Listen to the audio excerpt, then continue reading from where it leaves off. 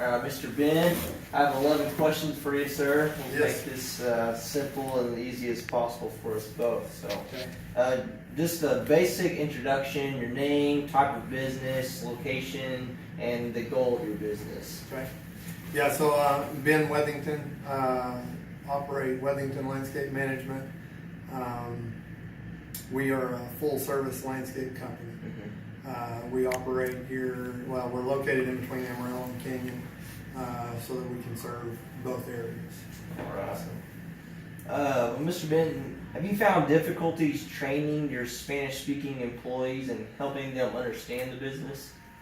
There are some difficulties, but we find some good ways to overcome those. So, Okay. yeah, the language barrier is always an issue. Especially, it seems like over the phone, communicating or trying to communicate in Spanish that's the worst. If they can read your body language, a lot of times they can understand.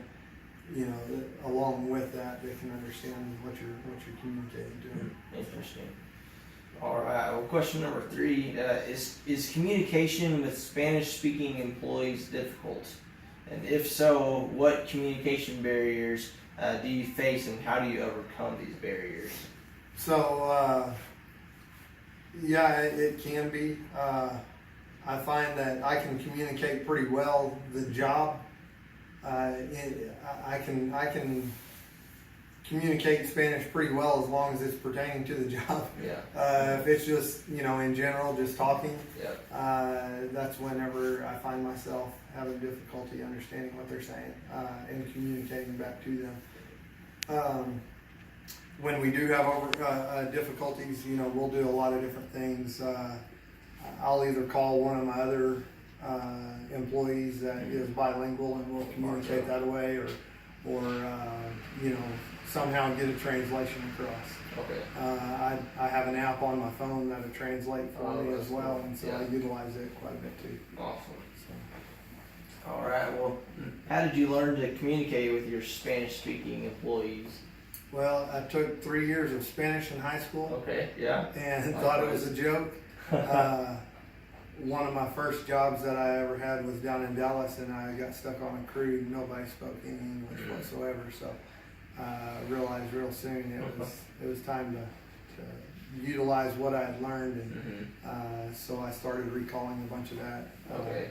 Yeah. You know, past education. So, yeah. So I mean, I don't know. I learn every day. I mean, that's my biggest goal. I learn every day. So try to learn a new word or a new phrase or something. You know, because the book knowledge is one thing. The way that they speak it is totally different. So for sure. You gotta learn with them. So. Yeah, for sure.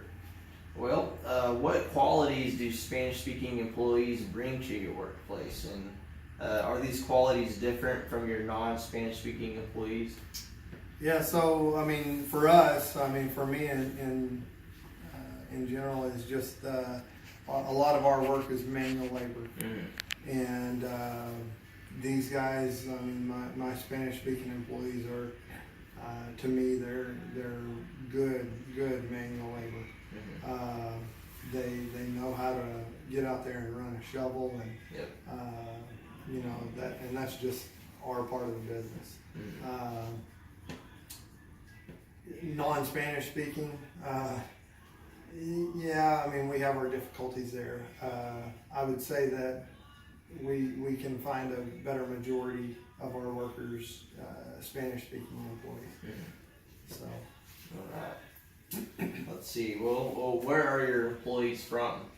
I mean, there's some that are from here. They were born and raised here. There's a couple that Jalisco. So several of them are from Mexico. Okay. So awesome. Mr. Ben, how do you deal with the immigration status of your Spanish-speaking employees?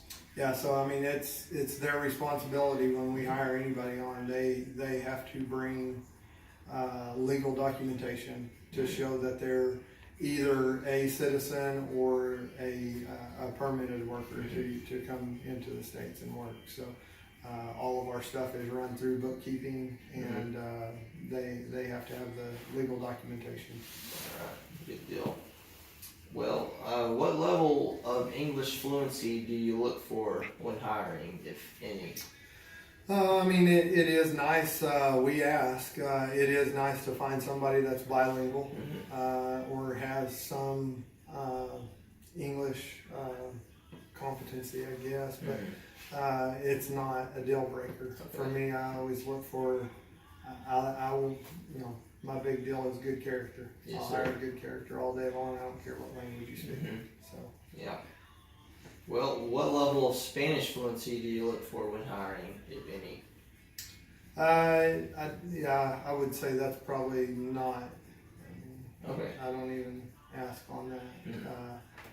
We've got enough guys here that are bilingual or Spanish or English speaking that we can communicate. We try to put guys on crews where at least one bilingual or English speaking person's on there so that we can all communicate.